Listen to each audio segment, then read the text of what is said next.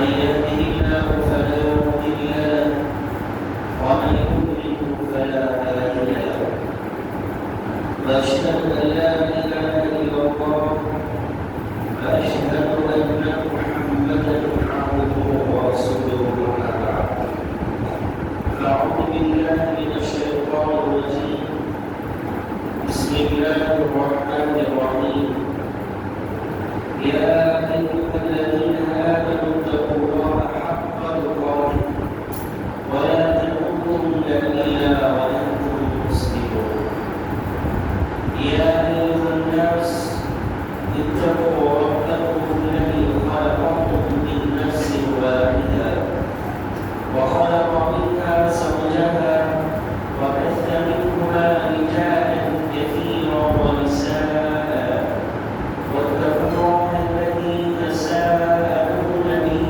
والارحام ان الله كان عليكم رقيبا اللهم صل على محمد وعلى ال محمد كما صليت على ابراهيم وعلى ال ابراهيم انك حميد مجيد اللهم بارك على محمد وعلى ال محمد كما باركت على ابراهيم وعلى ال ابراهيم انك حميد مجيد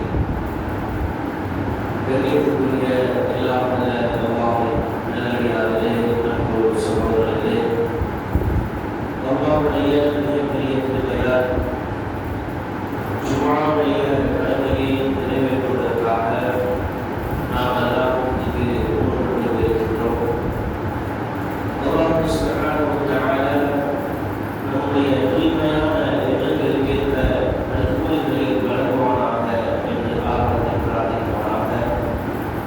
இந்த உரையை ஆர்வம் செய்கிறேன். கண்ணியத்திற்குரியவர்களே, அல்லாஹ் சுப்ஹானஹு வ தஆலா தன்னுடைய தூதரை பற்றி இப்படி சொல்வார், وَمَا أَرْسَلْنَاكَ إِلَّا رَحْمَةً لِلْعَالَمِينَ.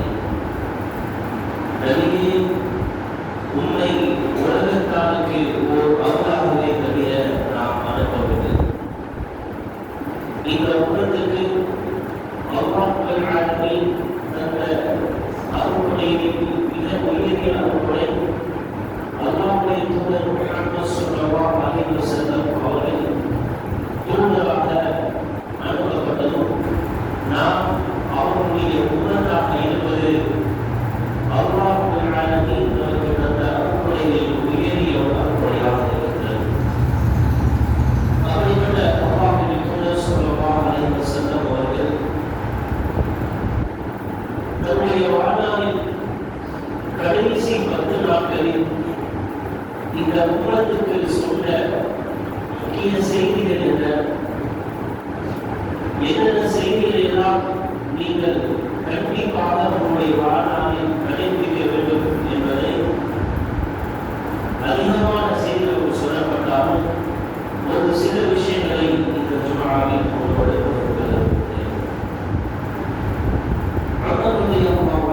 அவர்கள் சொல்கிறார்கள், யா ரசூலுல்லாஹ், நான் என்னுடைய உயிர் அதற்கு பிறகு உங்களை நான் அதிகமாக நேசிக்கின்றேன். என்னுடைய உயிருக்கு பிறகு இந்த உலகத்தில் நான் அதிகமாக நேசிப்பது உங்களை தான் என்று உலகமுடைய அவர்கள் சொல்றார். உடனே நபிகள் நாயகம் ஸல்லல்லாஹு அலைஹி வஸல்லம் அவர்கள் சொல்கிறார்கள், உடனே நீங்கள் இன்னும் உங்களுடைய ஈமான் பரிபூரணம் அடையவில்லை என்று சொல்றார். உடனே மீண்டும் அவர்கள் சொல்றாங்க, யா ரசூலுல்லாஹ், என்னுடைய உயிரை விட உங்களை நான் அதிகமாக நேசிக்கிறேன். இப்படி சொன்னவுடன் இப்படி சொன்னவுடன் ஸல்லல்லாஹு அலைஹி வஸல்லம் சொல்றாங்க, இப்போது உங்களுடைய ஈமான் பரிபூரணம் அடைந்தது. ரசூலுல்லாஹி ஸல்லல்லாஹு அலைஹி வஸல்லம் அவர்கள் சொல்கிறாங்க, லா யுமினு அஹதுக்கும் ஹத்தா அகூன அஹப்ப இலைஹி மின் வாலிஹி வ வலதிஹி வன்-நாஸி அஜ்மஈன். நீங்கள் ஈமான் கொண்டிருப்பதற்கு நபி ஸல்லல்லாஹு அலைஹி வஸல்லம் அவர்களை எந்த அளவுக்கு நேசிக்க வேண்டும் என்று சொன்னால், தாய்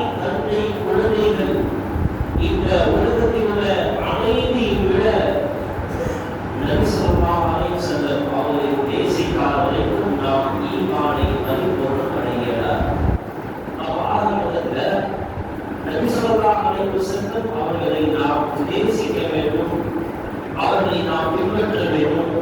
என்னுடைய உயிரை விட நாம் அதிகமாக நபி ஸல்லல்லாஹு அலைஹி வஸல்லம் அவர்களை நேசிக்க வேண்டும் என்பதை இந்த வசனம், இந்த ஹதீஸ் நமக்கு சொல்லியிருக்கிறது. அடுத்து பாருங்க, ரசூலுல்லாஹி ஸல்லல்லாஹு அலைஹி வஸல்லம் அவர்களுக்கு 40 வயதில் நபித்துவம் பெற்று 63 வயதில் வஃபாத்தானார்கள். நபியை பற்றி நாம் உள்ளபடியாக தேசம் வைப்பதாக இருந்தால், நபியை நாம் நேசிக்கிறேன் என்று சொன்னால், நாம் நபி ஸல்லல்லாஹு அலைஹி வஸல்லம் அவர்கள் சொன்ன விஷயத்தை என்னுடைய வாழ்நாளில் கடைபிடிக்க வேண்டும் என்ற எண்ணம் நமக்கு இருந்தால், இந்த 23 ஆண்டு காலம் நபி ஸல்லல்லாஹு அலைஹி வஸல்லம் வாழ்க்கை வரலாறு தெரிந்திருப்பது ஒவ்வொரு முஸ்லிமுடைய கடமையாக இருக்கிறது. ரசூலுல்லாஹ் 40 வயதுல நபித்துவமானாங்க, 63 வயதுல அவங்க வஃபாத்தானாங்க. இந்த எழுதப்பட்ட வரலாறு நமக்கு தெரியும்னு சொன்னா நாம் நபியை சரியாக செய்ய முடியாது, பின்பற்ற முடியாது. அவர்கள் சீராவை படிப்பது, அதை புரிந்து கொள்வது ஒவ்வொரு முஸ்லிமுடைய கடமையாக இருக்கிறது. அந்த அடிப்படையில் பாருங்க, நபி ஸல்லல்லாஹு அலைஹி வஸல்லம் அவர்கள் மரணிக்கிறதுக்கு ஒரு 10 நாட்களுக்கு முன்பு ஒரு நாள் இரவுல நடுநிசையில் எந்திரிக்கிறாங்க. எதிர்த்து மதீனால இருக்கக்கூடிய ஜன்னத்துல் பகீக்கு போறாங்க. ஒரு சிறுவரை அழைச்சிட்டு ஜன்னத்துல் பகீக்கு போறாங்க.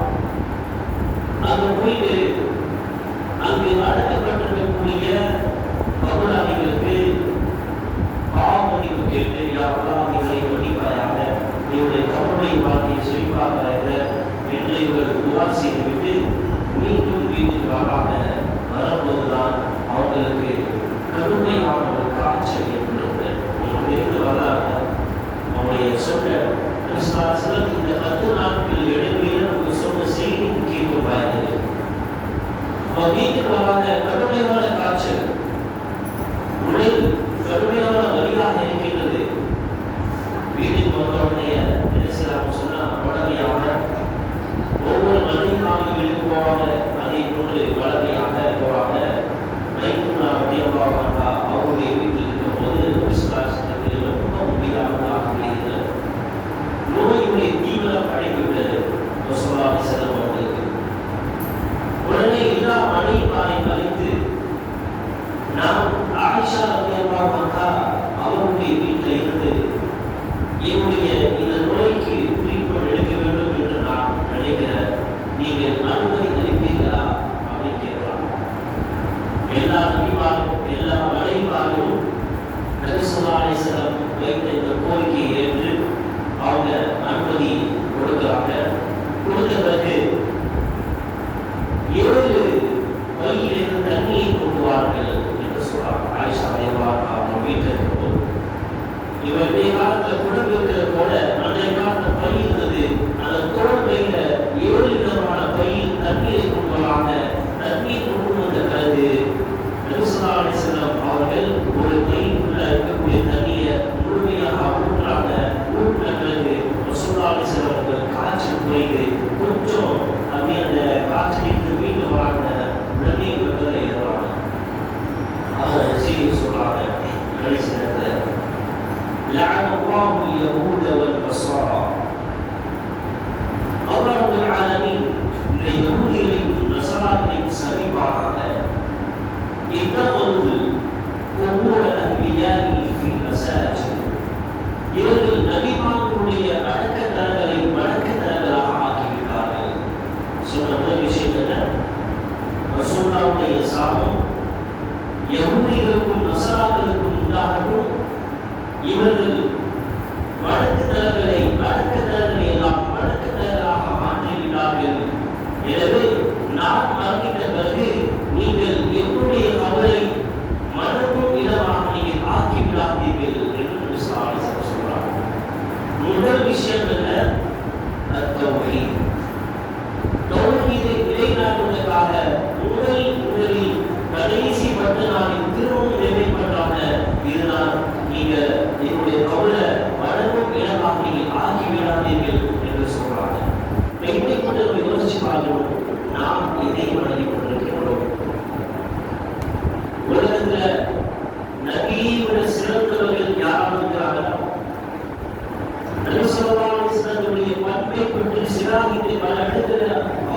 ரப்பல் ஆலமீன் சொல்கிறார், அவர்களை பண்பால் நல்ல அஹ்லாக்கால் சிறந்தவர்கள் இந்த துன்யாவை எல்லாம் சொன்னால் கண்டிப்பாக கிடையாது.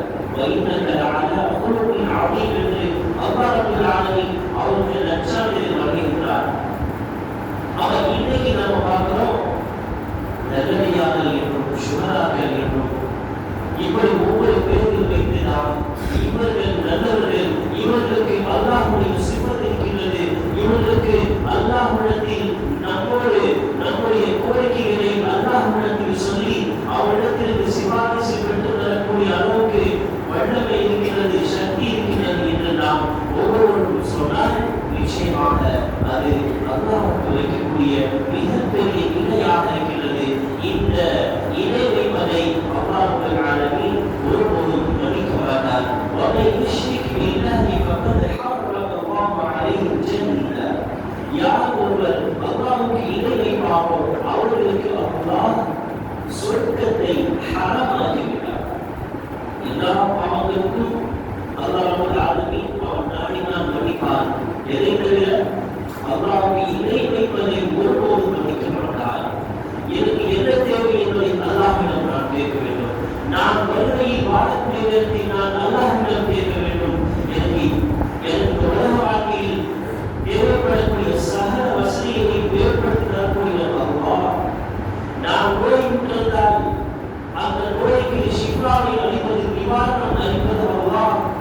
இப்படி மனிதனுடைய வாழ்க்கையில் அனைத்தையும் தரக்கூடிய அந்த ரப்பை மறந்துவிட்டு அவனுக்கு ஈக்குவலாக அவனுக்கு இருக்கக்கூடிய இந்த சிவனைகள், அவனுக்கு இருக்கக்கூடிய வல்லமைகள் குறிப்பிட்ட இந்த நல்லடியாக இருக்கிறது, இந்த சுகராக இருக்குது, இந்த சாலிஹான மனிதனுக்கு இருக்கிறது என்று நாம் சொன்னால் அல்லாஹ்வுக்கு செய்யக்கூடிய மிகப்பெரிய அநியாயமாக இருக்கிறது. இதைதான் நபி ஸல்லல்லாஹு அலைஹி வஸல்லம் அவர்கள் சொல்றாங்க, என்னுடைய கபரை நீங்கள் வழிபடும் இடமாக நீங்கள் ஆக்கிவிடாதீர்கள். பார்க்கணும், சீசன் டைம்ல நாங்கள் ரசூலுல்லாஹ்வை நேசிக்கிறோம், அவங்களை நம்ம புகழ்றோம், அவங்களை நேசித்து பார்ப்பதால் அல்லாஹ்வுடைய பரக்கத்துகள் வரும். அல்லாஹ் இதனை அருள் புரிகின்றார்.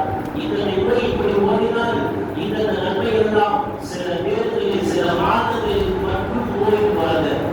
உள்ளபடியாக நபி ஸல்லல்லாஹு அலைஹி வஸல்லம் அவர்கள் அப்படிதான் நம்ம வழிகாட்டினாரா? இன்னைக்கு நம்ம பார்க்கிறோம், இபாதத்துடைய விஷயத்தில் எப்படி இருக்குது? அழகான இபாதத் செய்யும். இஸ்லாம் வணக்கத்தின் அழகான முறையில் நீங்கள் அல்லாஹ்வுக்கு செய்யுங்கள் என்று நமக்கு சொல்லித் தருகிறது. ஃபுல்லா ஸ்பீக்கர் போட்டு 4 பேருக்கு ஸ்பீக்கர் போட்டு நம்ம திக்ர் படிக்கிற பேரு கட்டி கூப்பாடு போட்டு நம்ம இஸ்லாம் கற்றுச்சு. அவரோட உட்கார்ந்துட்டு இந்த சூறாக்களை ஓதுங்க, இந்த ஃபாத்திஹாக்களை ஓதுங்க, இந்த வசனங்கள்லாம் விவசாயம் ஓதுனாங்க என்று கூப்பாடு போடுவது எங்காவது நம்ம இஸ்லாமில் பார்க்க முடியுமா? குர்ஆனிலோ ஹதீஸையோ சஹாபாக்களுடைய வாழ்க்கை வரலாற்றில் நாம் எங்காவது பார்க்க முடியும்னு சொன்னால் நிச்சயமாக பார்க்க முடியாது. ஆனால் இன்றைய நம்முடைய சமூகம் நபி ஸல்லல்லாஹு அலைஹி வஸல்லம் எதை நீங்கள் செய்யாதீர்கள் என்று சொன்னார்களோ அதை நாம் செய்யக்கூடிய விஷயம் நம்ம பார்க்கிறோம். இபாதத் என்ற விஷயம் ஒரு அடியானுக்கும் அல்லாஹ்வுக்கும் மத்தியில் கிடைக்கிறது தெரியும். இந்த இபாதத் நாம் எப்படி செய்ய வேண்டும் என்ற ஒரு செயலை நபி ஸல்லல்லாஹு அலைஹி வஸல்லம் அவர்கள் அழகான முறையில் போய்த்தார். எப்படி நாம் பண்ணுவோம், நாம் எப்படி அபுகாரம் செய்வோம், எப்படி துஆ எப்படி இருக்க வேண்டும், எப்படி ஒவ்வொரு கேள்வியும் நாம் ரப்பிடத்தில் எப்படி கேட்க வேண்டும் என்ற அழகான கருத்தை நமக்கு ரசூலுல்லாஹி ஸல்லல்லாஹு அலைஹி வஸல்லம் நமக்கு காட்டி தந்திருக்கிறார்கள். அதையெல்லாம் முன்னிட்டு இன்றைய நவீன காலத்தில் ஒவ்வொரு மாதமும் நாங்கள் நபி ஸல்லல்லாஹு அலைஹி வஸல்லம் அவர்களை நேசிக்கிறோம், அவருடைய புகழ் பாடலை படிக்கிறோம் என்று சொல்லி இஸ்லாமில் இல்லாதை நாம் காட்டினால் நிச்சயமாக அல்லாஹ்வுடைய தூதருடைய சாபத்துக்கு நாமும் உட்பட்டவராக ஆகிவிடக்கூடாது. கண்ணியத்துக்குரியவர்களே, அவருடைய இபாதத் என்ற ஒரு விஷயம் நபி ஸல்லல்லாஹு அலைஹி வஸல்லம் எப்படி காட்டி தந்தார்களோ அப்படிதான் அமையும். அடுத்தது சொன்னாங்க, அந்த கடைசி 10 நாட்கள்ல கொஞ்சம் காய்ச்சலை மீண்டு வந்து அவருடைய உடல் பேசக்கூடிய நிலையில் கிடைத்த அந்த நேரத்தில் சொல்றாங்க, எதாவது சொல்றாங்க, நீங்கள் யாருக்காவது அநீதி எடுத்திருந்தால் நீங்கள் நம்முடைய வாழ்நாள்ல நம்மை அறியாமல் யாருக்காச்சும் ஒரு அநியாயம் செஞ்சிருக்கலாம், ஒரு அநீதி செய்திருக்கலாம், அறிந்தோ அறியாமலோ. அப்படி நீங்கள் யாருக்காவது அநீதி இழைத்திருந்தால் நீங்கள் அவரிடத்தில் மன்னிப்பு கோருங்கள் அப்படின்னு சொல்லிட்டு ரசூலுல்லாஹி ஸல்லல்லாஹு தன்னுடைய வேளாண்மையை மீட்டி கூறுவதற்காக நான் யாராவது அடித்திருந்தால் இதோ என்னை நீங்கள் வழிதீர்த்து கொள்ளுங்கள் என்று வேளாண்மையை உயர்த்தி கொண்டு மக்களிடத்தில் காட்டான். என்ன புரிய முடியும் சொன்னார், அநீதி இழைத்தவர்கள் அந்த கஷ்டத்துக்கு உள்ளாக்கப்பட்டவரிடத்தில் மன்னிப்பு கேட்காமல் வரைக்கும் அல்லாஹ் ரப்பல் ஆலமீன் மன்னிக்க மாட்டார்.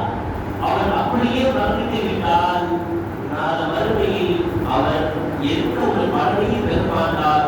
இவருடைய பாவச்சுமையெல்லாம் இவர் வெற்றவராக நரகத்துக்கு செல்லக்கூடிய நிலை ஏற்பட்டுவிடும். அந்த இடத்துல நம்முடைய பொருளோ நம்முடைய பதவியோ இந்த உலகத்தில் நாம் சேர்த்து வைக்கின்ற பொருளாதாரமோ எதுவும் பலனளிக்காது. அநீதி இழைத்திருந்தால் இந்த உலகத்தில் நாம் ஈகோ ஆக்காமல் பெருமை கிடைக்காமல் நாம் செய்து தவறு என்னை அல்லாஹ்வாக மன்னித்துக் கொள் என்று மன்னிப்பு கேட்பது சிறந்த ஒரு முஸ்லிமுடைய பண்பாக இருக்கின்றது. அப்படி நாம் மன்னிப்பு கேட்காமல் நான் ஈகோடைய வாழ்ந்து என்னுடைய ஸ்டேட்டஸ் என்ன, என்னுடைய அந்தஸ்து என்ன, நான் என்ன என்னுடைய மன்னிப்பு கேட்கிறது, அவன் என்ன வந்து பேசணும், இப்படி நம்ம இருந்தால் மன்னித்த பிறகு நம்முடைய ஸ்டேட்டஸோ நம்முடைய அந்தஸ்தோ நம்முடைய பதவியோ எதுவும் நான் மறுமையில் நமக்கு பலன் அளிக்காது.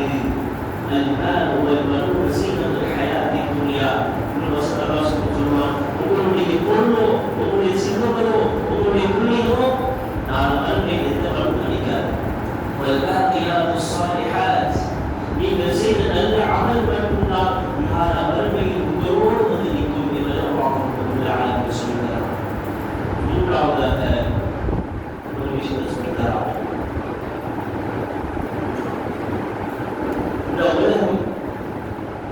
இந்த உலகத்தை விட்டு அல்லாஹ் ரப்பல் ஆலமீன் இரண்டு விஷயத்தை எனக்கு தேர்வு செய்யும்படி சொல்லி தந்திருக்கிறார்.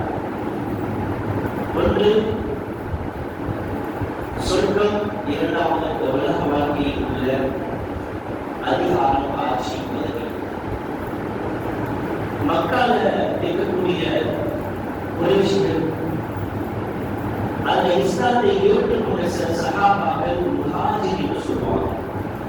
இஸ்லாத்துல ஆரம்ப காலகட்டத்தில் இஸ்லாத்தை ஏற்றுக்கொண்டு மக்கால குறைஷிகளால் விரட்டடிக்கப்பட்ட அந்த முஸ்லிம்கள் முஸ்லிம்கள் மதீனாவுக்கு ஹிஜ்ரத் சென்றாங்க. அந்த மதீனாவுக்கு சென்ற அந்த தோழர்களுக்கு முஹாஜிர் என்று சொல்லுவாங்க. மதீனாவில் இருக்கக்கூடிய மதீனாவாசிகள் யாரு? அன்சாரிகள். இவர் யாருன்னு சொன்னா ஹிஜ்ரத் வந்தவர்களை அரவணைத்து ஆதரவு கொடுத்து இருப்பிடம் கொடுத்து சகல வசதிகளையும் ஏற்படுத்தி கொடுத்தவர்கள் யார்? அன்சாரிகள். இந்த அன்சாரிகளை பற்றி ரசூலுல்லாஹி ஸல்லல்லாஹு அலைஹி வஸல்லம் சொல்றாங்க, தோழர்களே நீங்கள் அன்சாரியுடைய விஷயத்தில் நல்ல முறையில் நடந்து கொள்ளுங்கள். ஹிஜ்ரத் வரக்கூடிய நேரத்தில் குறைஷிகளெல்லாம் நம்மை ஆதரவு இல்லாமல் விரட்டடிக்கப்பட்ட அந்த நேரத்தில் இவர்கள் ஆதரவு கொடுத்தார்கள். பழத்தாலும் பொருளாலும் வெளிப்படுத்தாலும் நமக்கு நன்றி பல வகையில் நமக்கு அவர்கள் உதவி செய்தார்கள். எனவே நீங்கள் அவர்கள் விஷயத்தில் நல்ல முறையில் நடந்து கொள்ளுங்கள் அப்படின்னு சொல்லி சொல்றாங்க. அப்பா ஒரு அடியாருக்கு அவருடைய ரஹ்மத்திலிருந்து சொர்க்கத்தையும் அதே போன்று இந்த உலகத்தில் உள்ள எல்லா அருள்களையும் பதவியையும் கொடுத்தார். தேர்வு செய்வதற்காக அந்த அடியார் அல்லாஹ் ரப்பல் ஆலமீன் வழங்கக்கூடிய அந்த சொர்க்கத்தை தேர்வு செய்து கொண்டார் அப்படின்னு சொல்றாங்க. இதை கேட்டுட்டு அந்த சபையில் இருக்கக்கூடிய சகாபாக்கள்ல அவங்க சித்திக் ரலியல்லாஹு அன்ஹு அதனால ஆரம்பிச்சாங்க. ஒரு தேவி அல்லாஹ் அவங்க சித்திக் ரலியல்லாஹு அன்ஹு புரிஞ்சிச்சு. நபி ஸல்லல்லாஹு அலைஹி வஸல்லம் அவர்கள் சொல்லக்கூடிய விஷயம் என்ன என்பதை அவங்க புரிஞ்சிச்சு. மற்ற சகாபாக்கள் அந்த சபையில் உட்கார்ந்து பார்க்கறாங்க, ஏன் அவங்களுக்கு இந்த அளவுக்கு தேவி அழைக்கிறார்? உடனே சொல்றாங்க, நபி ஸல்லல்லாஹு அலைஹி வஸல்லம் அவர்கள் அந்த அடியான் தேர்வு செய்து கொண்டான் அப்படின்னு சொன்னாங்க. அந்த அடியான் யாருன்னு சொன்னாங்க, அவங்கள ஸல்லல்லாஹு அலைஹி வஸல்லம் அவர்கள் அரணிக்கு போகாத என்ற ஒரு முன் அறிவிப்பு விசுவாசத்துடைய சொல்லிலிருந்து அவங்க புரிஞ்சுக்கிறாங்க. அவங்க செல்வதை புரிஞ்சுக்கிறாங்க. நபி நன்மை மிக பிரிந்து சென்றிருக்கிறார். அந்த நேரத்தில் இறுதியான ஒரு கட்டத்தில் கடுமையான ஒரு காய்ச்சல் மீண்டும் ஏற்படுது. செல்வங்களுக்கு அப்படி கடுமையான காய்ச்சல் ஏற்படக்கூடிய நேரத்தில் அவங்களால பள்ளிவாசலுக்கு வர முடியல. மஸ்ஜித் நபவி பக்கத்திலே வீடு இருந்தது. மக்கள் தொழுகைக்காக காத்து கொண்டிருக்கிறாங்க. அப்படி காத்து கொண்டிருக்கக்கூடிய நேரத்தில் அந்த கதவை விலக்கிவிட்டு பார்க்கிறாங்க. மக்கள் எல்லாம் சொன்ன அணிவகுத்து இருக்கிறார்கள் சூழ்நாவுடைய உலகைக்காக. அவருக்கு சிறிய வாகனம் இமாமுடைய அந்த இடத்தில் இருக்கிறாங்க. நபி பார்ப்பதை பார்த்துவிட்டு விலகி பின்னால் வராங்க. செய்கை செய்யாத நீங்கள் தொழுகை நடத்துங்கள் மக்களுக்கு விசுவாசத்துக்கு சுத்தமாக முடியல. இந்த நேரத்தில் தான் ஆயிஷா அவருடைய வீட்டில் இருந்து அவருடைய மகள் ஃபாத்திமாவை அழைக்கிறாங்க. ஃபாத்திமாவை அழைத்து காதில் ஒரு செய்தியை சொல்றாங்க. கேட்டவுடன் ஃபாத்திமாவை அழுகிறாங்க.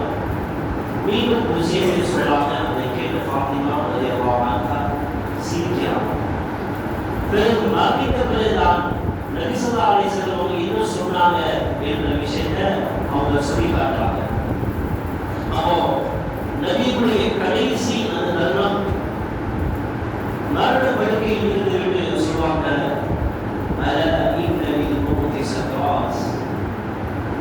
மௌத்துக்கு ஒரு மயக்க நிலை ஒன்று இருக்கின்றது. சக்ராத் என்ற நிலை.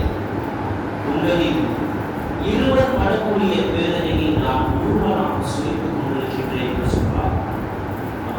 இந்த வரலாறு சுகிதனுடைய பாடம் என்று சொன்னார்.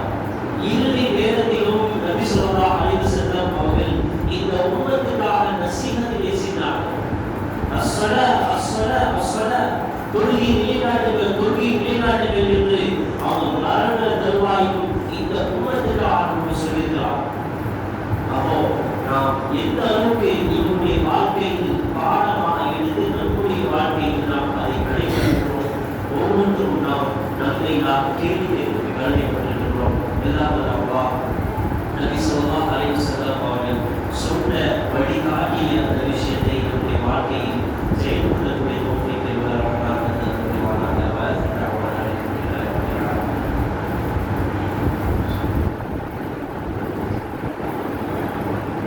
Alhamdulillah wassalatu wassalamu ala rasulillah Muhammad ibn Abdullah sallallahu alaihi wa alihi wasallam. பெரியவர்களே, நபி ஸல்லல்லாஹு அலைஹி வஸல்லம் அந்த இறுதி நேரத்தில் ஃபாத்திமா ரலியல்லாஹு அன்ஹா அவர்களிடம் சொல்றாங்க, ஃபாத்திமாவை நான் இப்போ மரணிக்க இருக்கின்றேன், நான் மௌத்தாக இருக்கிறேன். மேலும் சொன்னாங்க, நான் மறுமையில் சொர்க்கத்தில் பெண்களுக்கெல்லாம் தலைவியாக நீதான் இருக்கப் போகிறாய். அதே போன்று என்னுடைய குடும்பத்தில் முதலாக நீதான் சொர்க்கத்துக்காக இருக்கின்றாய் என்ற செய்தியும் நபி ஸல்லல்லாஹு அலைஹி வஸல்லம் அவர்கள் அங்கே சொல்றாங்க. ஆயிஷா ரலியல்லாஹு அன்ஹா அவருடைய சகோதரர் அப்துர்ரஹ்மான் வராங்க. அவர் கையில் ஒரு மிஸ்வாக் வச்சிருந்தாரு. அந்த மிஸ்வாக்கை நபி ஸல்லல்லாஹு அலைஹி வஸல்லம் கேட்கிறாங்க. அவங்க செய்கையால கேட்கிறாங்க. அப்படி செய்கையால கேட்கும்போது அந்த மிஸ்வாக்கை எடுத்து ஆயிஷா ரலியல்லாஹு அன்ஹா அப்படியே என்று ரசூலுல்லாஹ்வுடைய கையில் வைக்கிறாங்க. ரசூலுல்லாஹ் மிஸ்வாக்கை தேய்ச்சிட்டு பெரிய மிஸ்வாக் கீழே விழுது. நபி ஸல்லல்லாஹு அலைஹி வஸல்லம் ஏதோ ஒரு விஷயத்தை சொல்ல வராங்க.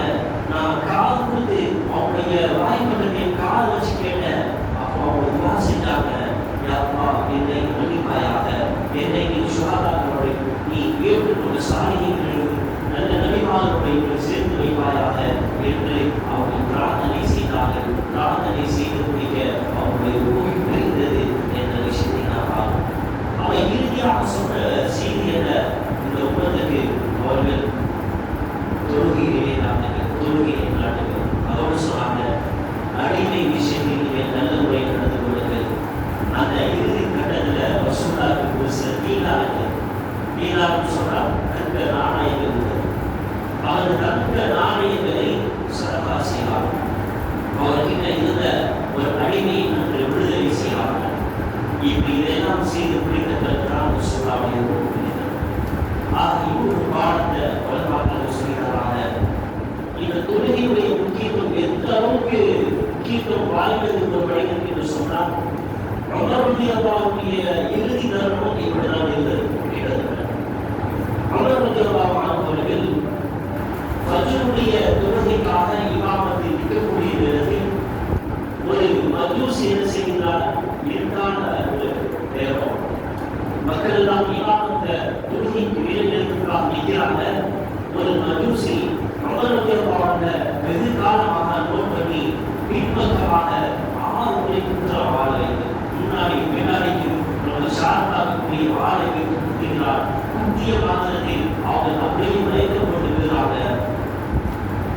ரத்தம் பீரிட்டு பொழுது மற்றபடிய நேரம் மக்கள் தொழுகைக்காக நிற்கிறார். அப்படி நிற்கும் போது குற்றப்பட்ட நிலையில் இருக்கிறாங்க. மயக்கம் தெரியக்கூடிய நேரத்தில் சூரியன் இருக்கிறது. உடனே சொல்றாங்க, உடனே நீங்கள் தொடர்களை மற்றபடி இருக்கிறார்கள். எந்த நேரம் எப்படியான ஒரு தருணம், அவருடைய சூழ்நிலை எப்படி இருந்தது? நம்மளுடைய சாதாரணமாக ஒரு நோய் வாய்ப்பட்டிருந்தால், ஒரு காய்ச்சலாகவும் தலைவலியாக இருந்தால் தொழுகை ஈஸியாக கொண்ட மாதிரி அவர் ரெண்டும் உடலை பிரித்து போகக்கூடிய நேரத்தில் அவர்கள் சொல்றாங்க, நீங்க போகப்படாதா? போகப்படாது. உடனே தயவு செய்வாங்க, தயவு செய்து தோறாங்க, தொழுது கேட்கிறாங்க. எனக்கு பின்னால் இருந்தவருடைய நிலை என்ன அப்படின்னு விசாரிக்கிறாங்க. அவர்கள் எல்லாம் தொழுது விட்டார்கள். அமீர் முஃமினீனே அப்படின்னு சொன்ன பிறகு அவர்கள் தொழுகையிலே நாட்டார்கள் என்ற வரலாற்று செய்தி நாம் பார்க்க முடிகிறது. ஆக இஸ்லாத்தில் நமக்கு இந்த அளவுக்கு நமக்கு தொழுகைக்கு முக்கியத்துவம் கொடுக்கப்பட்டிருக்கிறது. இந்த நபிஸல்லல்லாஹு செல்லம் அவர்களுடைய இறுதி நாட்கள் நமக்கு முக்கியமான ஒரு பாடமாக கிடையாது. இதை நம்முடைய வாழ்நாளில் கண்டிப்பாக அடைந்திருக்கிறோம். அப்போ சஹாபாக்களும் தோழர்களும் கஷ்டப்பட்டு இந்த இஸ்லாமிய மார்க்கத்தை மக்கள் மத்தியில் போதனை செய்து தன்னுடைய வாழ்நாளில் கடைபிடித்து எக்கச்சக்கமான போர்களை சந்தித்து அதிகமான துன்பம் புயல்களுக்கு ஆளாக்கப்பட்ட தோழர்கள் இஸ்லாத்தை விட்டு செல்கிறாங்க. சொன்னாங்க இந்தியாவுக்கு சொல்லி கொடுக்கிற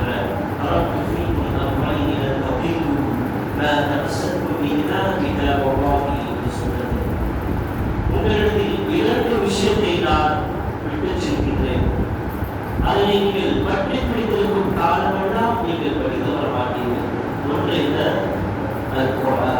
அல்லாஹ்வுடைய வேதம், அல்லாஹ்வுடைய வார்த்தை. மற்றொன்று அல்லாஹ்வுடைய தூண்டுடைய சொல். இந்த 2ஐயும் நீங்கள் பின்பற்றுங்கள். நீங்கள் வாழ்க்கையை படித்து வர மாட்டீர்கள். நம்ம இன்னைக்கு தலைவர்கள் என்று யார் யாரெல்லாம் நம்ம வச்சுக்கிறோமோ அனைவரும் வெளியிடுங்கள். நீ யார் யார் எல்லாம் இவர்கள் சிறந்த தலைவர், இவர் மூலமாக நான் இன்னொரு வேலையை பெற்றிருக்கிறேன் யாரும் சொல்ல முடியாது. நமக்கு தலைவர் யார்? ரசூல் ஸல்லல்லாஹு அலைஹி வஸல்லம். நாம் பின்பற்றி வாழ தகுந்த மனிதர்களை சொன்னால் ரசூல் ஸல்லல்லாஹு அலைஹி வஸல்லம் அல்லாஹ் ரப்பல் ஆலமீன் நமக்கு சொல்லியிருக்கிறார், இவரிடத்தில் உங்களுக்கு அழகிய முன்மாதிரி இருக்கிறது, நீங்கள் இவரை பின்பற்றுங்கள் என்று அல்லாஹ்வுடைய கட்டளை நமக்கு இருக்க. இன்றைய காலத்தில் இந்த நவீன காலத்தில் ஒவ்வொன்றையும் நம்ம பின்பற்றோம். இவாதத்திற்கு தான் அந்த பலவிதான் பல இருக்கின்றது. இந்த உலக விஷயமாட்டு சொன்னால் அங்க பெரிய ஹராம்கள் தான் நடக்குது. நம்முடைய வாழ்க்கையை கவனமாக ஒவ்வொரு அடியும் எடுத்து வைக்க வேண்டும். அப்படி நாம் எடுத்து வைக்கும் போதுதான் இன்றையும் மறுமையும் நமக்கு அழகான ஒரு வாழ்க்கையை மேம்படுத்தி தருவார். அப்படிப்பட்ட நோக்கியங்களை நம் அனைவருக்கும் நல்வழிவாக. الله يأمر بالعدل والإحسان وإيتاء ذي القربى وينهى عن الفحشاء والمنكر والبغي يعظكم لعلكم